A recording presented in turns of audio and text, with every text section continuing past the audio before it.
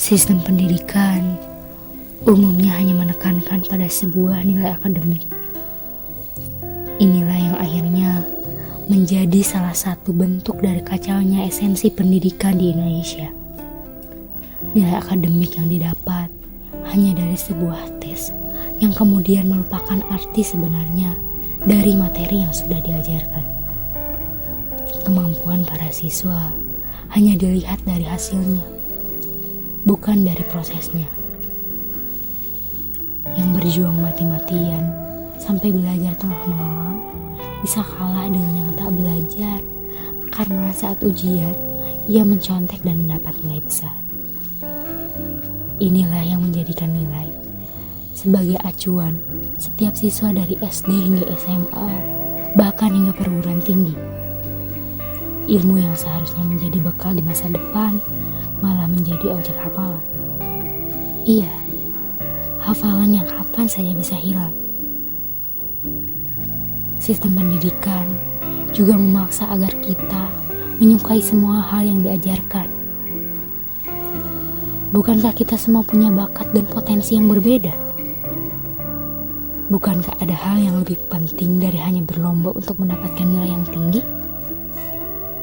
Bukankah di luar sana tidak hanya nilai yang menjadi aspek penting? Apakah tujuan pendidikan sudah berubah? Berubah yang tujuannya hanya untuk mendapat sebuah nilai di atas lembar kertas yang dianggap sebagai sebuah penentu kesuksesan. Bukankah seharusnya kita melakukan inovasi dan saling berkolaborasi, bukan saling berkompetisi seperti ini?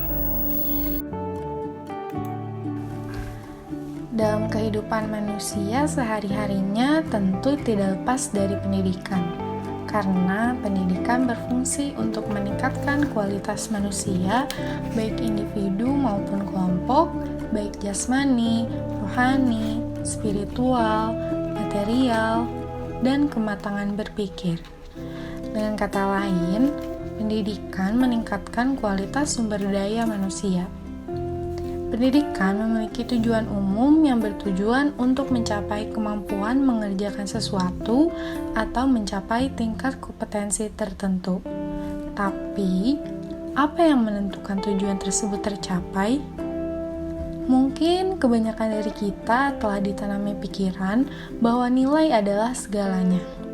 Nilai adalah penentu dari hasil proses pembelajaran di sekolah.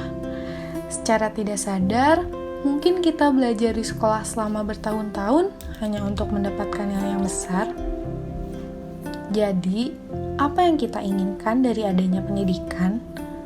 Apa yang kita inginkan setelah berjam-jam belajar di sekolah? Lalu dilanjut belajar di tempat les, dan ditutup dengan mengerjakan tugas-tugas dari sekolah. Apa ya? Nilai yang besar? Ijazah dengan nilai yang besar juga? Atau peningkatan kualitas diri? Apakah nilai yang berbentuk angka itu dapat mengantarkan manusia kepada masa depan yang lebih cerah?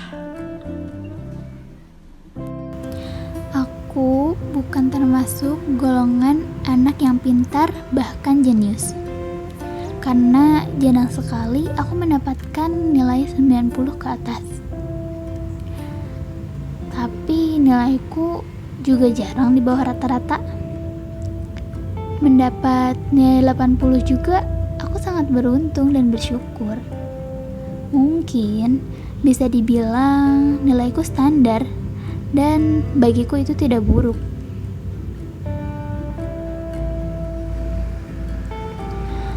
Mengejar nilai itu bisa dibilang sulit bagiku, karena yang ku tahu, tugasku hanya belajar sesuai kemampuanku.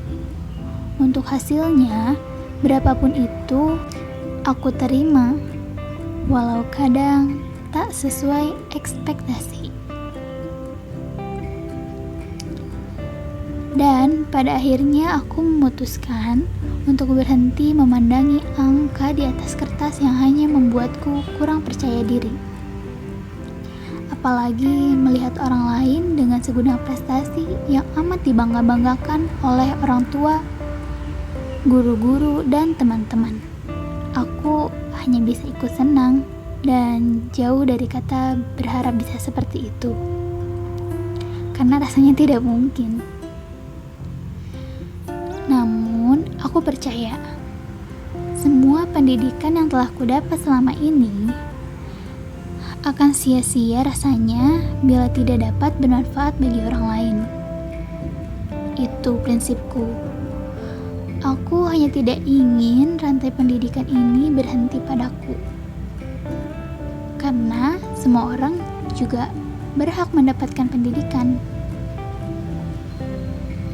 Aku dididik selama ini agar dapat pula mendidik orang lain.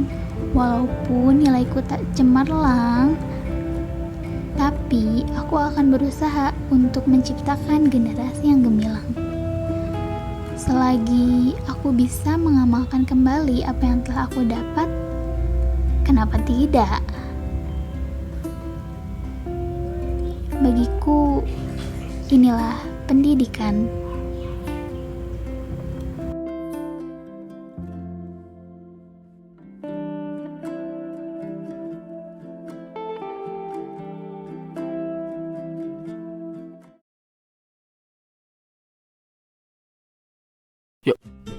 Pendidikan merupakan langkah awal untuk menjadikan diri kita sebagai orang yang lebih terbuka dan dewasa.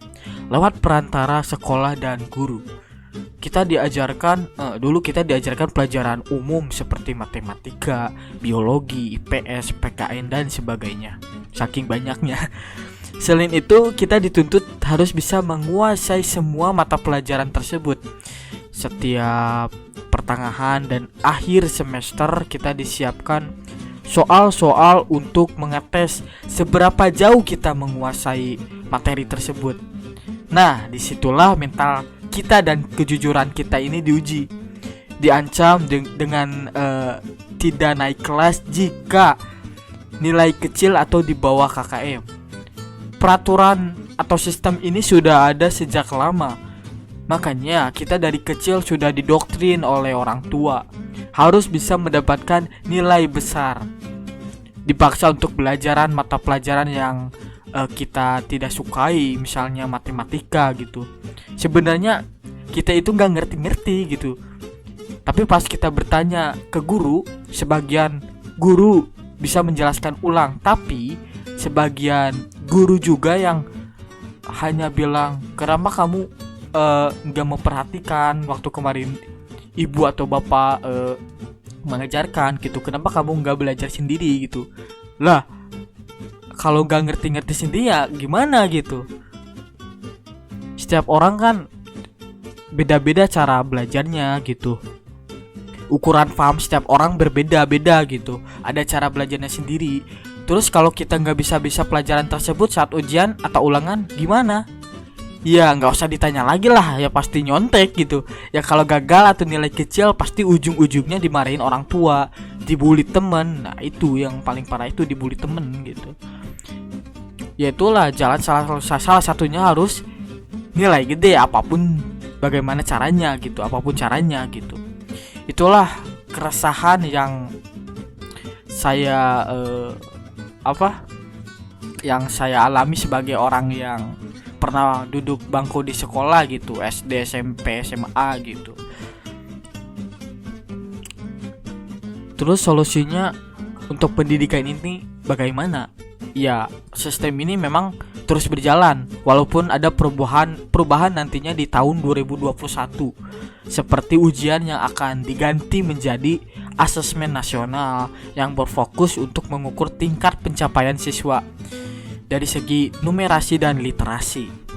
Dengan adanya penggantian ini mungkin ya akan menjadi solusi terbaik ke depannya untuk pendidikan Indonesia. Ya kita doakan aja lah terbaik untuk pendidikan Indonesia saat ini gitu.